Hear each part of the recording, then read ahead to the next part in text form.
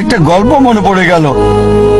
একসময় একজন ফেরেশতা এসে এক লোককে বলল, আমি তোমার উপর খুশি, তুমি যা চাইবে আমি তোমাকে তাই দেব, তবে একটা শর্ত, যা তুমি চাইবে আমি তোমাকে সব দেব, তবে তোমার প্রতিবেশীকে দেব তার দ্বিগুণ। লোকটা বলল, একটা রোলেক্স ঘড়ি আমার চাই। ফেরেশতা তাকে রোলেক্স ঘড়ি দিয়ে দিল। প্রতিবেশী দুটো রোলেক্স ঘড়ি পেল। লোকটি বলল, একটা মার্সিডিজ গাড়ি আমার চাই।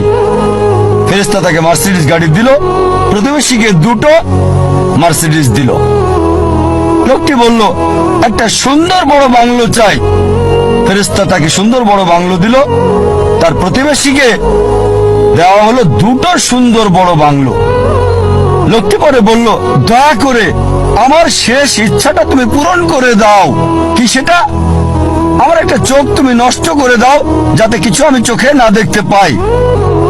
চিন্তা করেন, সে তার নিজের চেয়ে প্রতিবেশীকে নিয়ে বেশি ব্যস্ত। তার জীবন সহজ কিন্তু জটিল সেটা ভাবছে না সে। প্রাচুর্য কি দারিদ্রতা যাই থাকুক, সে বেশি চিন্তিত তার প্রতিবেশীর চেয়ে ভালো জীবন যাপন করা নিয়ে।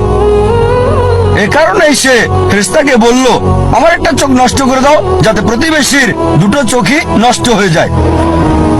এভাবে আমরা প্রতিবেশী কেন্দ্রিক। নিজে সুখী কিনা ভাবছে না, দেখতে পারবে কিনা সেটা ব্যাপার না।